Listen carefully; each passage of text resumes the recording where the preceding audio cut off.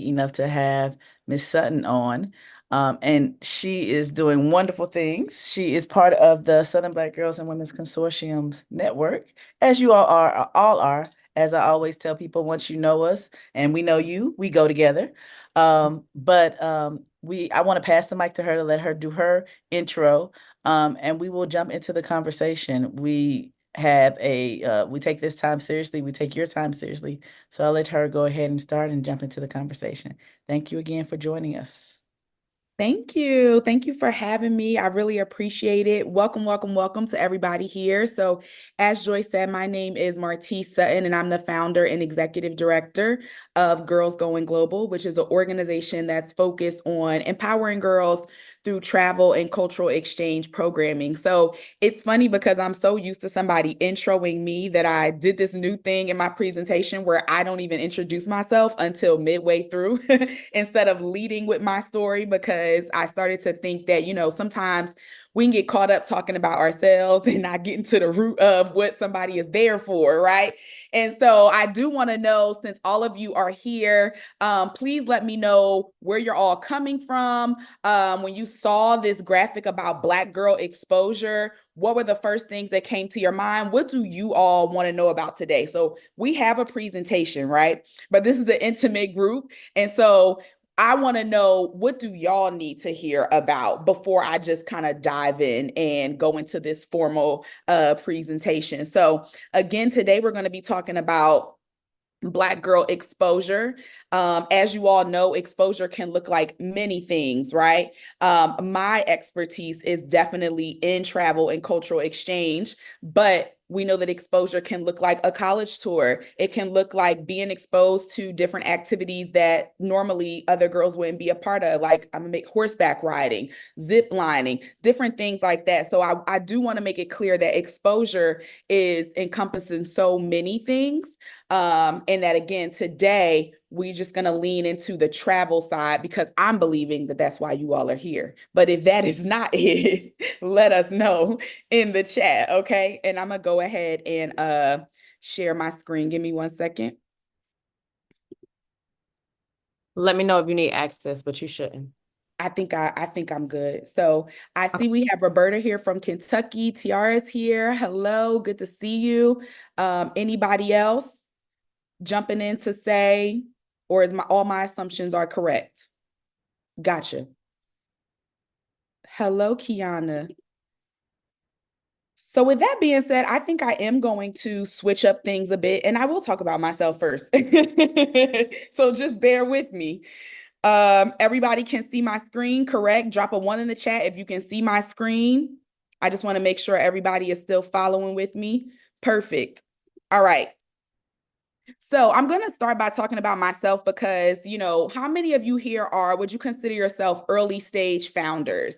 I just want to get a good feel for who's here. Like if you're in that 1 to 3 year stage, that would be an early founder. Give me a 1. If you're beyond 5 years, if you're 3 to 5, give me 2. And if you're beyond 5, give me a 3 of where are you in your journey in terms of being a nonprofit leader. And for those of you, if you are a founder, type in founder.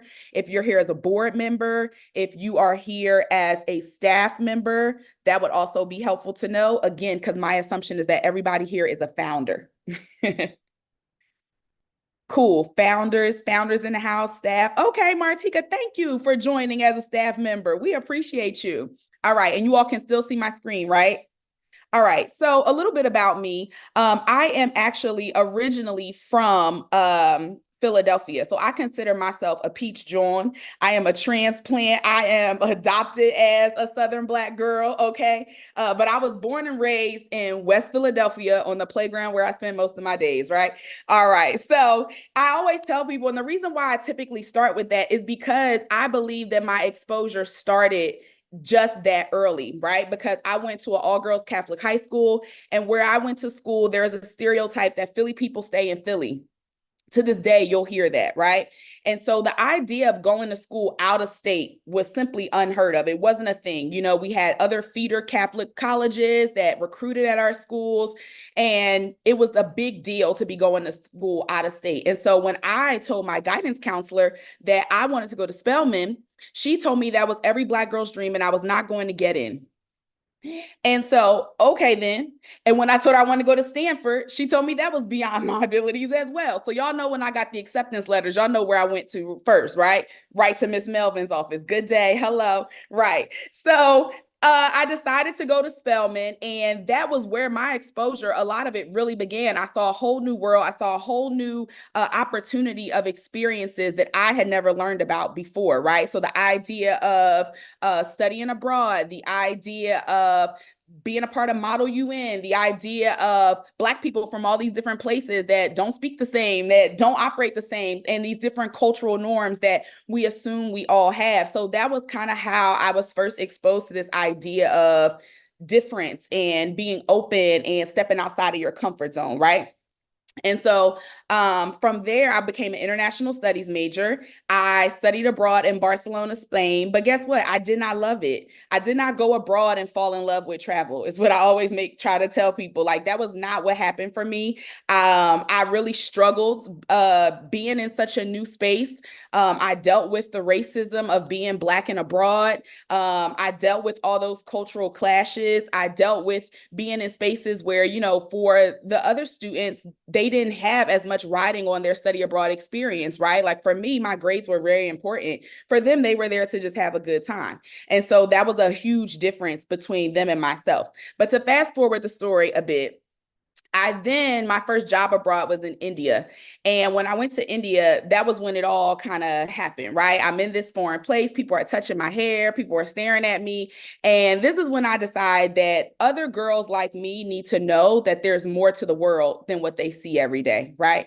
And so this is when I decide that, you know what? I want to create something where other girls get to just learn about the world. So at this stage, I'm not thinking about traveling. I'm simply thinking about global awareness, global events. I want them to know who Malala is. I want them to know that there are female presidents across the world. These are the types of things that I'm thinking about when I first come up with this idea of girls going global. And so I'm in India. I come back home. I'm in DC, and I decide I'm going to do a summer camp. And so what I do is I'm making $30,000 at the time. I take $250 from my 4 paychecks, right? I have $1,000, and I decide I'm going to get on the get on the megabus. Shout out to the megabus.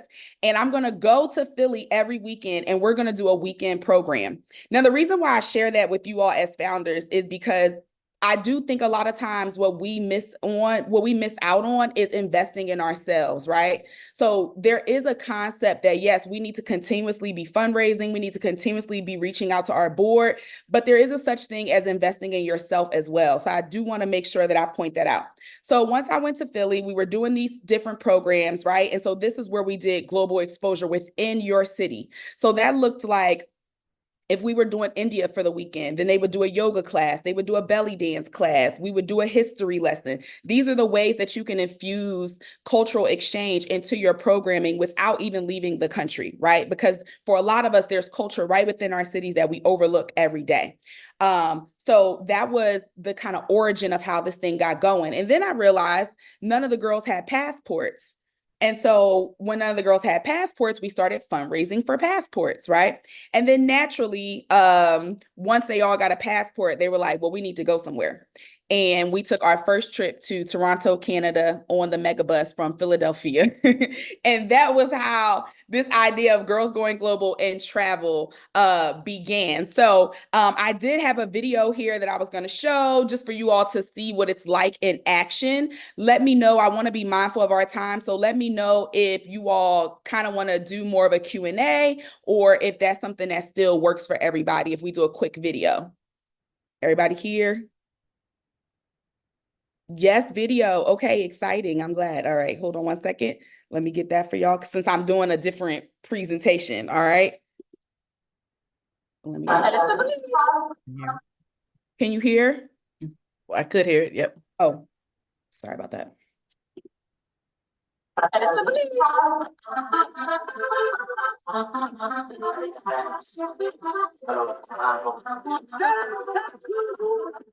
Girls Going Global is a nonprofit organization dedicated to empowering girls through travel and cultural exchange.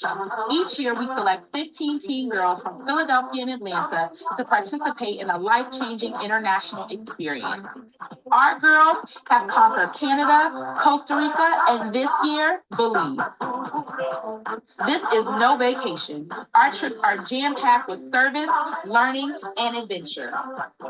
Our adventures push you to step outside your comfort zone and conquer your biggest fears. Our educational experiences allow you to interact with ancient cultures and customs firsthand, like our Mayan chocolate cooking class.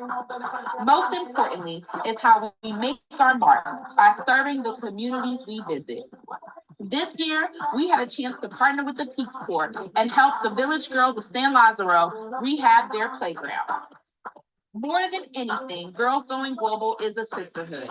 You get the chance to come together with your peers, share your biggest dreams, connect with adult mentors, and create lifelong friendships. So this is your chance. Forego the plan. Trust your instincts and let curiosity be your guide. Do not wait for an adventure to appear, but blaze the trail so that others may follow and see the world through your eyes. New cultures, new possibilities, new lands. All righty. So that's just a quick little overview of Girls Going Global for you all to be able to see a little bit of the work that we do in action. But I want to ask you all today, so how many of you are already doing some form of travel or cultural exchange within your programs today? Who's already doing something? And let me make sure I can see the chat because sometimes it gets a little wonky for me.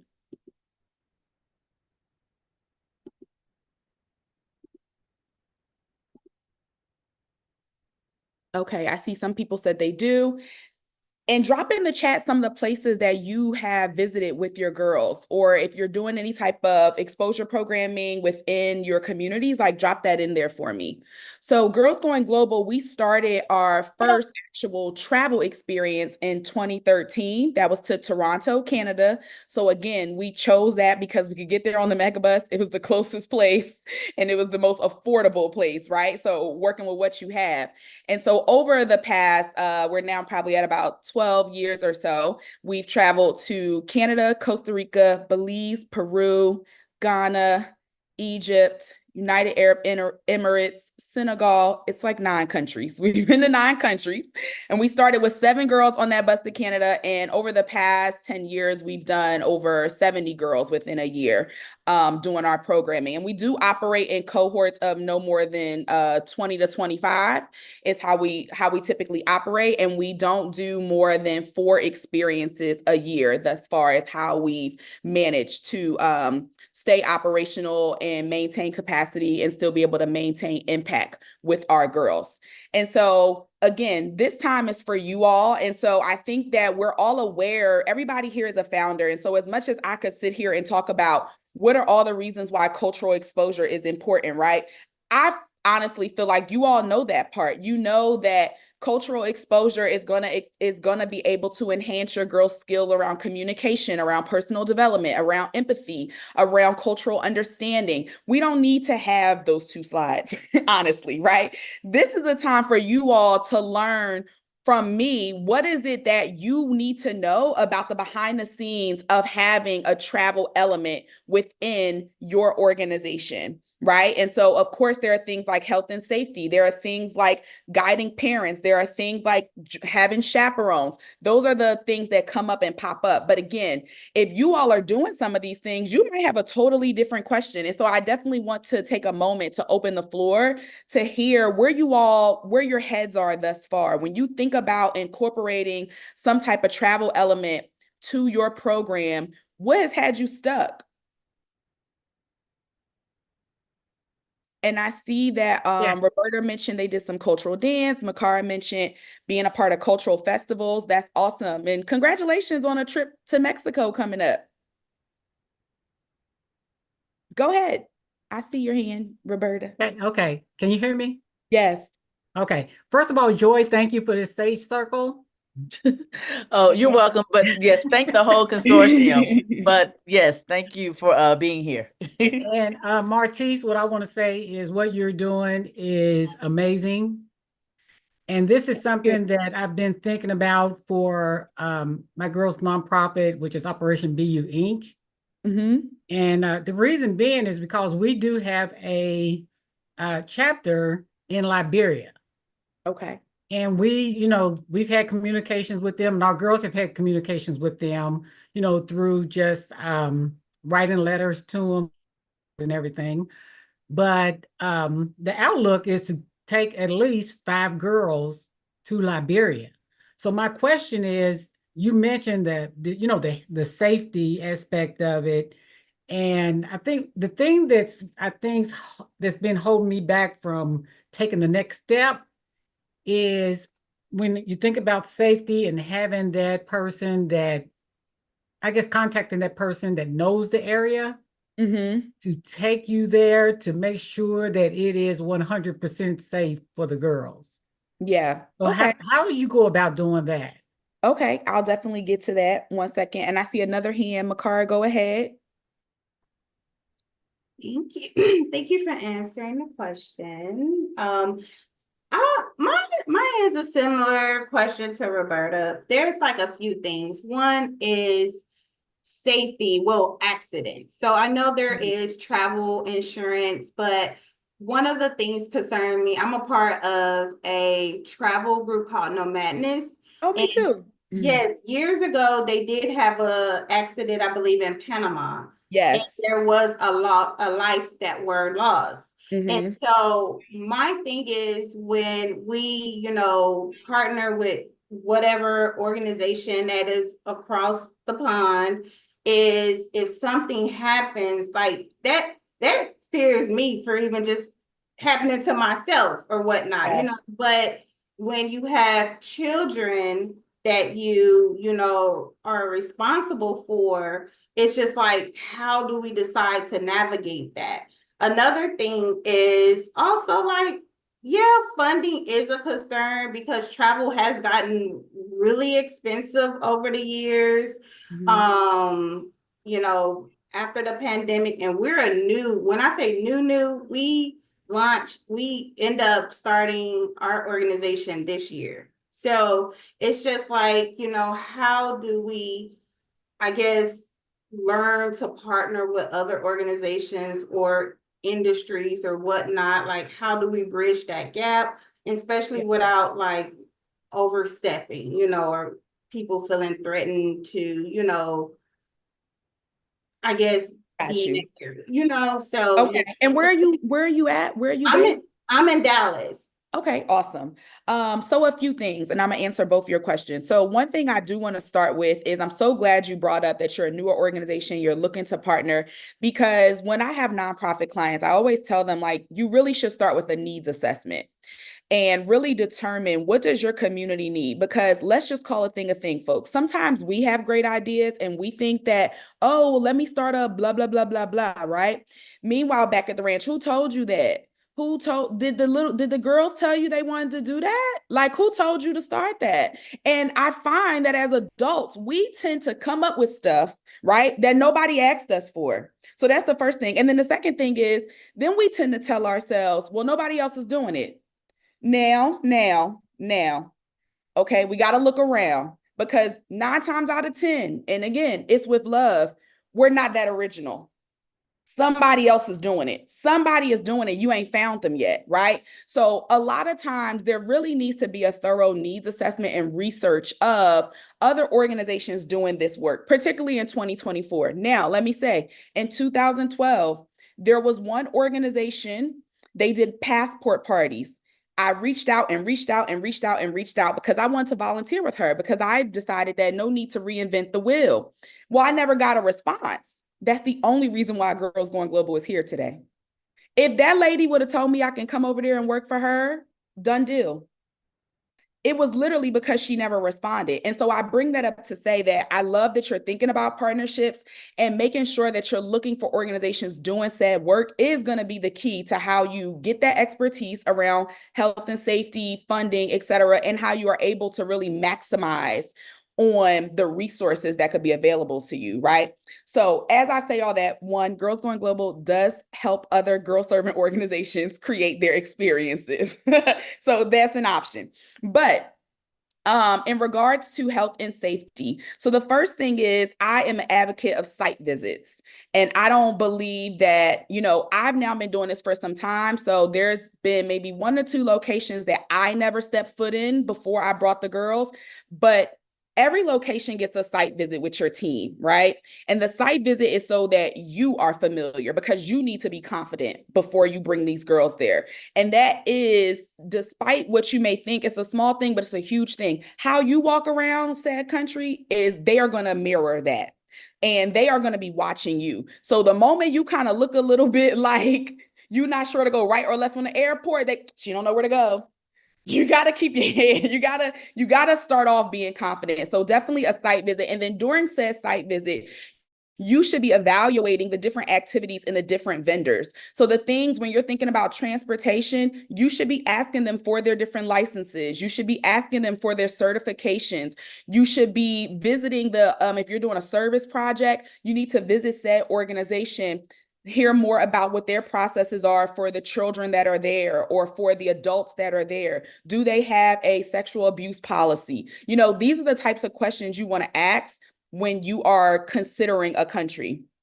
Another thing to think about is, there are countries that are just known as like study abroad places, right? So typically a lot of European places, Paris, France, London, we already know that they start at a certain safety meter, because those are cities and countries that are already equipped, that are already heavily involved in the study abroad sector. So that was how I originally, when I was first choosing locations, it was definitely like Costa Rica was a good next fit because it was affordable. And I also knew that they were used to having youth come over from the US. So that was important. You mentioned travel insurance, which is another big thing. You definitely need to have travel insurance for each of the individual girls as well as for your organization. Okay, so how you provide that can vary. When we first started off, we used a resource called worldnomads.com. With World Nomads, you can do it for the time that you're there. So you could have, for example, if you're going to be in Costa Rica for a week, you could put in those dates and it covers you for that time, versus having a larger insurance policy that, could come up to like thousands of dollars. So that's one way to kind of get started and have your parents do that or have your organization do that, right? In terms of accidents, as I mentioned to you, I'm also a member of Nomadness, and I do remember when that accident happened in Panama. And it's funny you say that, because my board chair said to me one time, she said, we always talk about how many girls we take on experiences, but we never talk about how much we bring them home safely. And like, that is a measurement that, we're not saying out loud, but it's like, that is something to be able to say, that you have traveled with over 400 plus girls and you bring them back every time. And we have yet to ever go to a hospital. I haven't had to break up a fight. There are so many things that it's like, we have not had to touch. I haven't had to send a body home. We have not had to touch those things. And that is nothing but favor, but when those things happen, you do need to be prepared for them. So for example, making sure you are very aware and trained on evacuee procedures. There are different organizations that host those types of trainings for you that you and your team should be a part of. Again, in regards to being able to have the evacuation of a body, should there be a passing while you're on the experience, making sure that you're aware of the U.S. Embassy's policy on that. So those are things that you could do ahead of time and informing the parents about, to make sure that everyone is aware of, this is what we would do in this scenario. So when I do orientations, I do different scenarios for all the parents to understand. If somebody gets sick, this is how we address it. This is the scenario, step 1, 2, and 3. This is when I'll go from a clinic to a hospital. This is when, if there's a fight, where it's going to go from like, we're working on the issue to we're calling you. So do different scenario mapping, and that can help you. And I know that was a little bit long-winded, but I hope that for all of you listening, that is something that's like very important, the health and safety. And as you work with parents, that's going to be their number one question. And so in our case, we work with girls 13 to 17, high school. Over the past 2 years, we have incorporated college programming as well. So especially if you're working with younger students, even more reason to make sure that you've done your due diligence. Okay. Anybody else have a question?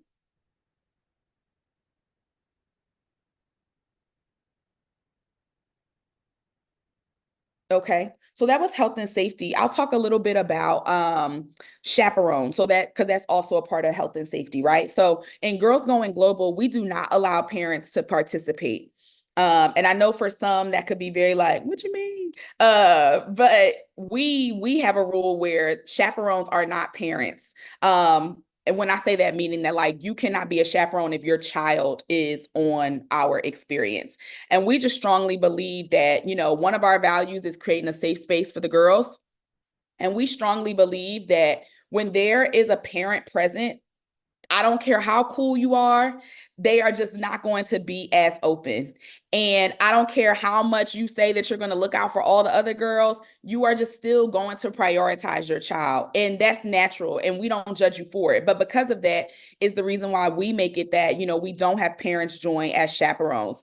And then in regards to our chaperone process, we do an application, an interview, and then also a training process as well, where we do background checks on all of them. We do the child sex offender registry. So if you're in education at all, we follow those same procedures around doing background checks on those who are going to be a part of our work. And then we do have a specialized training on all those things I mentioned before about evacuee, about everybody does a first aid, a CPR and first aid training to make sure should something happen, they're available. And another thing to keep in mind is as you're scouting locations, right? So one of our kind of rules of thumb is wherever we go, we're going to make sure there's a hospital or a clinic within 30 minutes of where we're staying.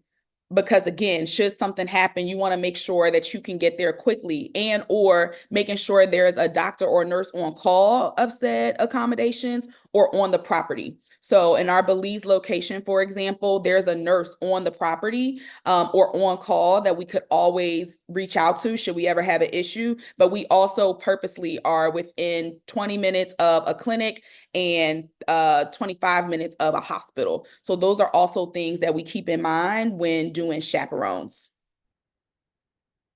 Any other questions? Okay. So should we go into funding? I know that was something that you brought up as well. So in regards to funding, I kind of mentioned, I started off talking about investing in yourself, right? And we're also approaching year-end season. So, I had talked to Joy at first about like, should that be what the presentation is about? Because that's always our number one concern. But I always tell people your funding is only going to be as strong as your program. So a lot of times people make that their number one thing, but in truth, it really should be the last thing, because when you have all the other elements in place, you're more attractive to funders, right? And so it's important to have a diverse portfolio. And so in our case, that looks like individual giving, grants, corporations, in-kind, events, et cetera, right? Now, for us, we have maintained through individual giving pre-pandemic. Let me say that. Pre-pandemic, we were like most nonprofits where 70% of our funding came from individual donors. And we were a grassroots organization. So we started off with $20 donations to sponsor one passport for $135. You know what I mean? Like, we didn't start off with people that could just give us $135 and sponsor a passport. We had to work our way up to that. But it's important that when you are thinking about that, one, you start with what is the clear budget, right? And I always like to say, what is the bare minimum? What's your ramen noodle budget of like, if we just only had to get these girls to Mexico, right? And maybe we couldn't do all the frills. What's the cost for the hotel? What's the cost for the flight? What's the cost for the meals? What's the cost for the activities? Bare bones. And you need to know that number like the back of your hand, so that when somebody's asking you like, oh, well, how much does it cost per girl? Like, you need to be able to say 5,400. Not, well, it's around 5. It's around, like, know your numbers very quickly, right? And knowing that budget is, again, going to influence everything else. So number one, having that bare bone number. And then for us, we do have a component where we have the girls fundraise as well, because I believe in everybody having some skin in the game, right? And so our model over time has changed. We started off funding it 100% for the girls. We then transitioned into 50%. Now we operate more slide and scale. And that's your own preference, right? But what I full-heartedly believe in is that the parents and the girls need to do some form of contribution towards the experience so that it's prioritized, right?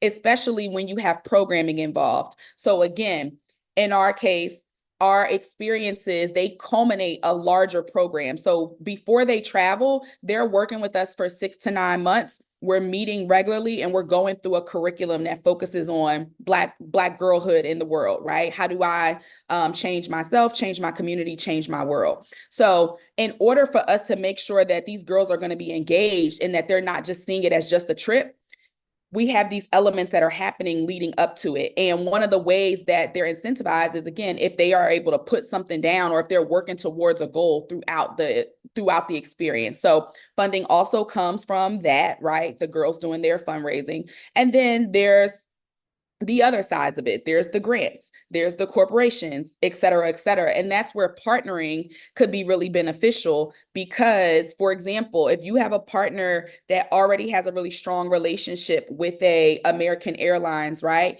Then doing an experience with them can maybe help out with the flights, and then maybe you all are taking on the parts of it that are the learning experiences, right? So the different activities.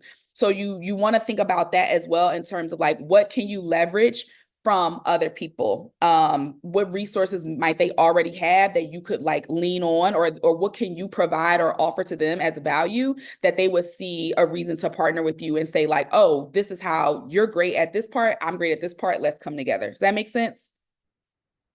Mm-hmm. Any other questions? Let me see. Because again, I'm throwing out what I think is important. Go ahead, Car. Okay. I don't want to give you too many questions, but No, it's okay. Okay. So now that you're talking about funding, I do have a question. Outside of us founding this organization, I do run a boutique accounting firm.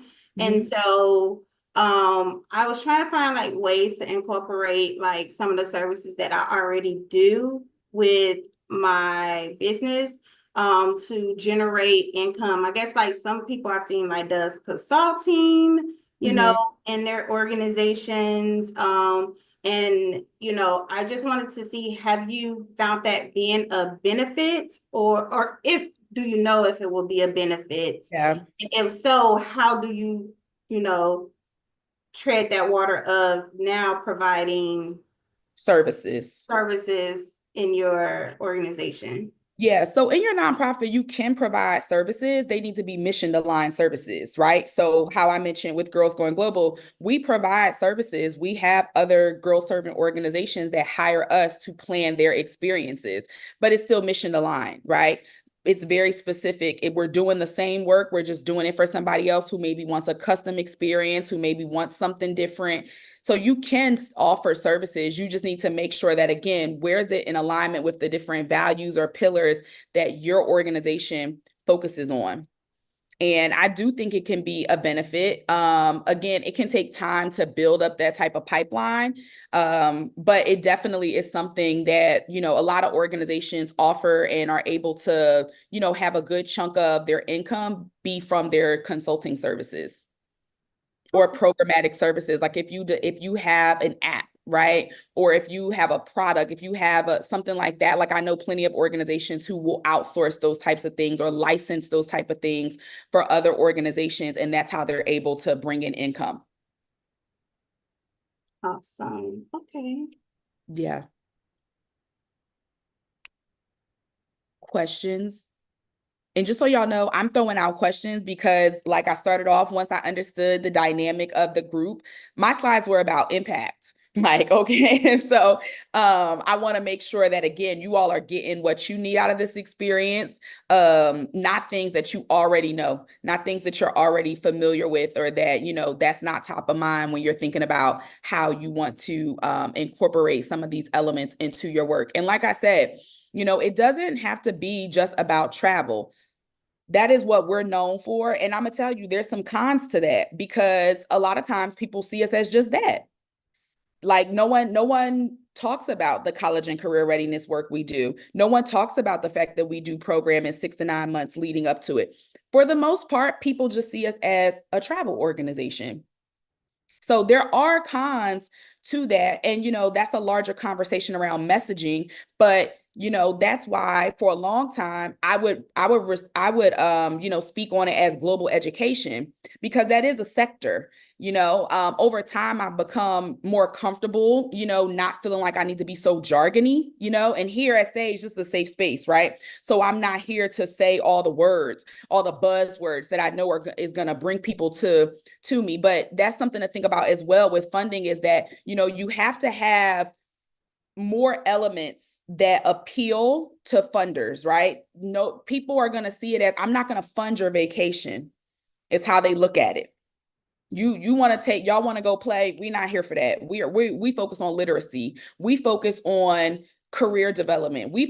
So you need to make sure that your program has those elements, right? So like, one of the things we do is we go to the embassy where we travel, and we do a cultural diplomacy component, so that part is clearly at the forefront. We shadow other organizations or other businesses so that girls can be exposed to careers abroad, right? And that's where the career readiness comes in.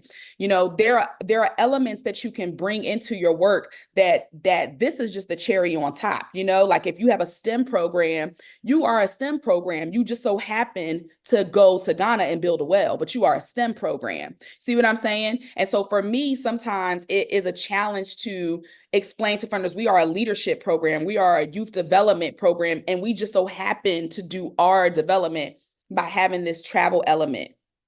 But that's something that, comes up a lot. Somebody asked, how do you pick the girls and what's the process? Great. How do you identify, select the participants from your cohort? Okay, so that one is tricky. So, because as you all know, because all of you have probably been here when you're recruiting for girls. So some organizations have very clear criteria, right? They're like, to be in this program, you have this GPA, you do this amount of things, you do this and that. Where we have always struggled is being like a hard stop on on requirements, because we believe a global girl could be every girl, right? And so there are girls who are rock stars, but there's that girl who maybe is not doing so well, but then after this experience completely changes. And so that part of it is more qualitative. So we have an application process. And so the first rule of thumb is, when you're thinking about what you want the girls to get out of this experience, that kind of influences how you go about selecting them. So our application process is it's fairly simple, but I do think the questions that we ask help inform us of their enthusiasm. It helps inform us of, like, I know when a parent fills out an application versus a girl. Like, it's easy for me, because it'll be like, one of the questions is like, what does a global citizen mean to you, and how do you know what I mean? The average 14-year-old, she like a global citizen. You know what I'm saying? So if it's too flushed out, it's like, your mama filled this out, and now today we got Chat GPT. So they gonna come up with all types of stuff. So definitely letting that application first serve as something. So again, we asked about activity. So again, from the paper, I'm already able to kind of see who's a rock star and who's been struggling. And then that's why the interview process is mandatory, because for me, for our team, seeing somebody on paper and then seeing them in person, you're always going to be able to match it, put it all together. Like, okay, it's making sense, right? Again, that's how you know when a parent did the application, because then you get in the interview and you're like, she don't really have too much to say about this. You want her to have this experience. She does not want this experience, right? And there's some balance that has to go into that. I do also believe in, so we do have a clear rubric. So I would suggest you definitely have a rubric. So even if you don't have strict parameters around GPA, service hours, and things like that, you definitely should have a clear rubric. And I do believe in having at least 2 to 3 people see every application so that there is a balanced perspective across. And when we do our interviews, we interview the parents as well. Because again, since parents are not participating, it's important to get a read on the parent from the beginning. So from the beginning, we're asking them things about like, how do you think your child would describe you? Are you an engaged parent? That's our way of not saying helicopter. It's like, are you a heavily engaged parent? Are you a little more hands off? Because this lets me know, are you going to call me 3 times a day while we over there? Or are you going to just follow the parent group chat? These are things you want to pay attention to when you're deciding. And to be honest, there are times where I can see that the parent is not ready and that child will not be accepted because I know that you're not ready to allow her to have this experience without, interrupting it throughout the day. And that's something that's really important to make sure you're being mindful of. Go ahead. I see your hand is up. Okay, yes. I have 2 more questions. I said I won't go fill you with a bunch of questions, No, but go. I'm glad that you're on here. So, one is so with our organization, we specifically deal with low income demographics. So they do have to live in low income or public housing. So with that being said, it's like that parental, you know, partnership, it looks different in certain communities, especially when it comes to, low income communities. The partnership or parents being involved can look different. Can you provide any feedback for parents that you may not see as involved, or do you like, if their parent isn't involved, then do you like not accept them to the program? And the reason I'm asking this is because I kind of modeled our organization after like how I grew up. I grew up in the projects. So, and I was the oldest, taking care of my siblings. My mom wasn't really involved. And so I want, a girl that does have that inspiration, that does go, above and beyond and, doing what she needs to do, but they just don't have that, community behind them. So how do you navigate that? Yeah, no, I totally understand. Because like you said, I was also that same way where like I was finding programs and just bringing them home to my mom and being like, can I go? So that's where that enthusiasm piece comes in. A lot of it does require you to just do nurturing.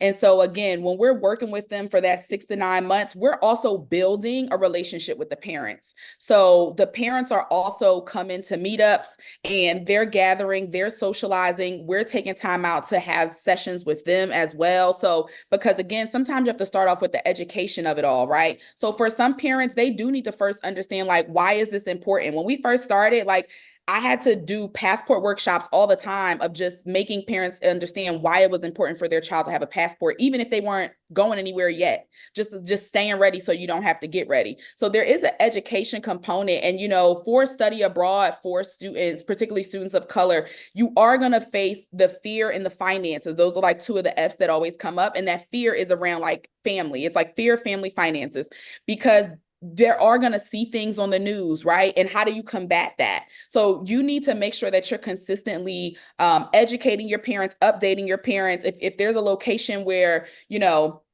for example, you're going to Mexico, they might be like, well, I heard the cartel is there, right? So it's like, it's your job to make sure that you're keeping them alert of like the embassy has Mexico at a level 2. The country stays that has been at level 2 for the past 3 years. Once it elevates to this is when you should be cautious, making sure they understand this is the area we're going to be in. So we're not going to be exposed to those types of things, like, so in our case, if we're in Ghana, it's like, I'm letting them know that like, we're not going to be in malaria borne areas. So even though we're going to make sure all the girls take a malaria shot, this is not something that you need to overthink about because we've already navigated making sure that they're not going to be susceptible to these types of issues. So again, I would say making sure that you, as much as you're working with the girls leading up to it, you're working with families. You know what I mean? Like you're working with the family to prepare for the experience. And again, you'll get to know a lot by working with them throughout. I hope that answered your question. That does. Thank you. And my last Welcome. question And is, Kiana, I hope I answered um, yours too. Go ahead. No, go ahead. comes with funding. So our goal is to reach, girls of color. So now in the nonprofit area is the question on our verbiage and allowing other people into the spaces that we created specifically, for our target market. We seen Fearless Funding, like the funding issue that went on with them, being, VCs for a particular demographic. Do you find that this will end up in the future being an issue for, organizations that do their target demographics is people of color or girls of color? Yeah, I think it's absolutely an issue now. It's always going to be an issue. It's the reason why Southern Black Girls and Women's Consortium exists, right? Because people don't give to us. We always got to tap dance for the dollar. We always got to show them why it's so important. We got to have 5 different measure outcome impact assessments. So I don't see that going away. I think that is just the nature of philanthropy. I think that's a systemic issue in philanthropy that is going to require a lot of years and policy work behind that. So that's just is what it is. What you do have to decide on is what is your why or who are you wanting to serve? And you just have to stand on that. So for a long time, like you said, we were using girls of color, underserved, low income. I honestly believe it was only over the past 2 years that we started to just be like Black girls.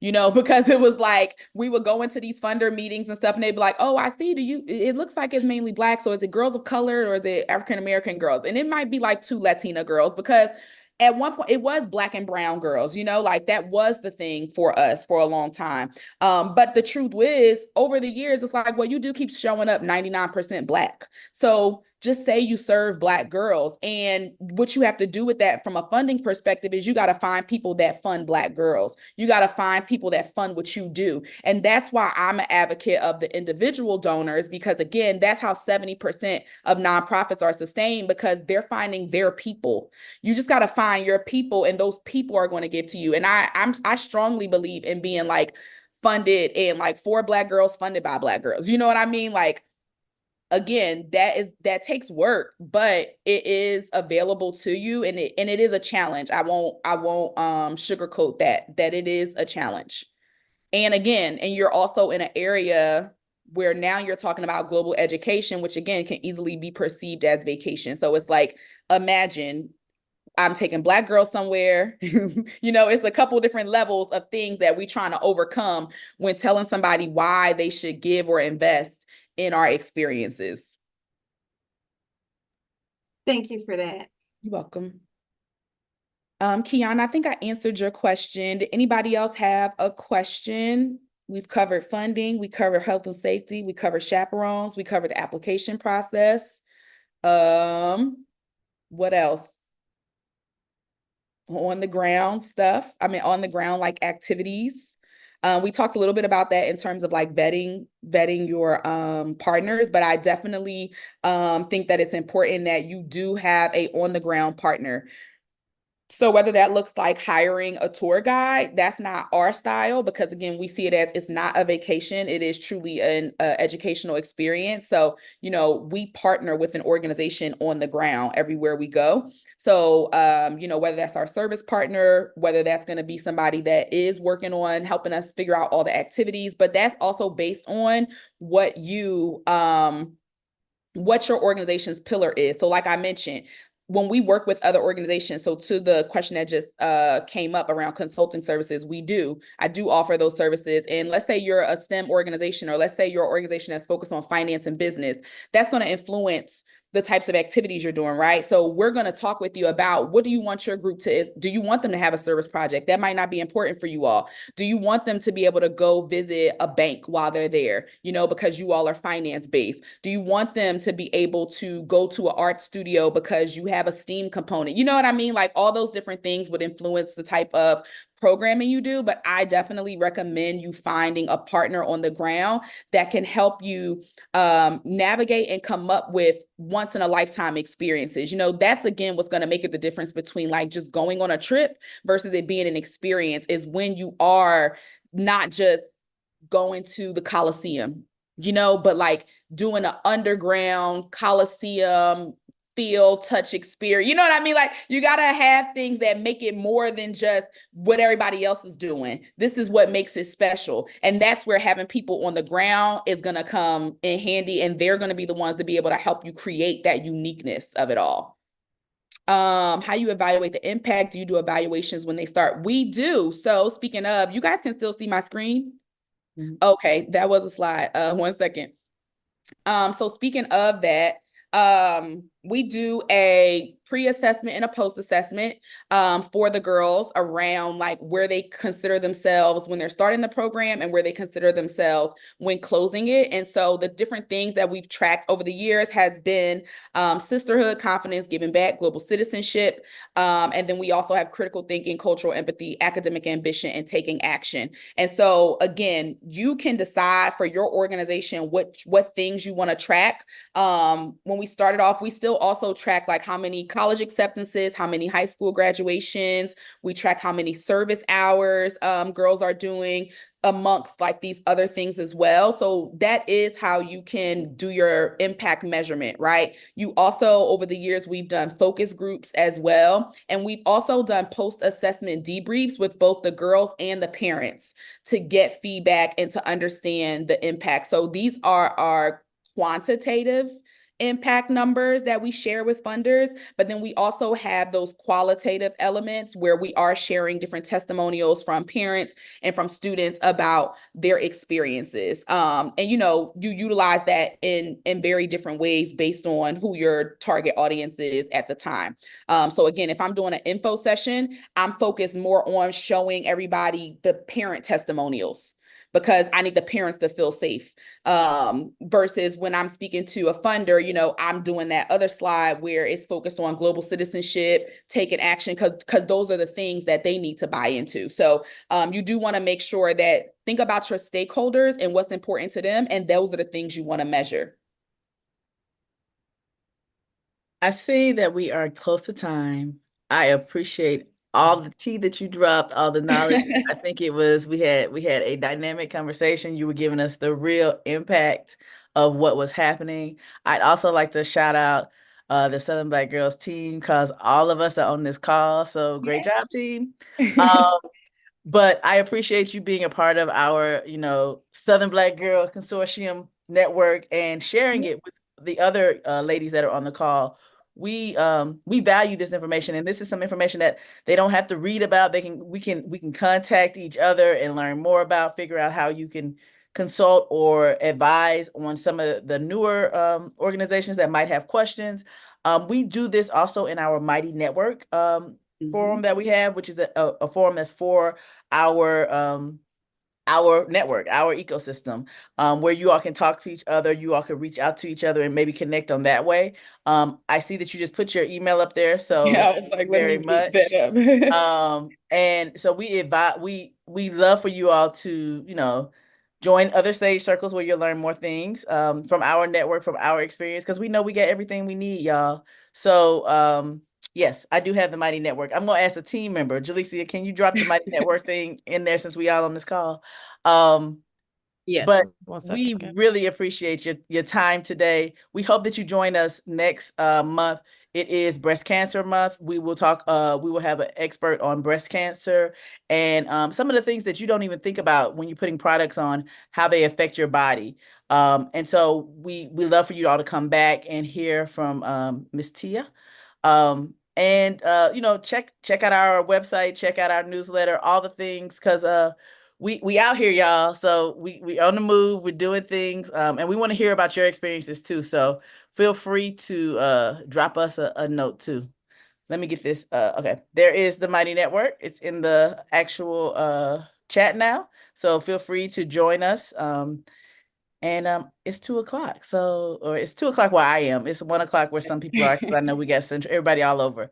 But I appreciate this hour. I appreciate your time. Thank you so much, Martice, for Thank being here you. today and joining us and sharing. I think that we all learned something or enjoyed the conversation. Have a great day. If you are in the South and with this storm, please be safe. Yes. Thank you, everybody.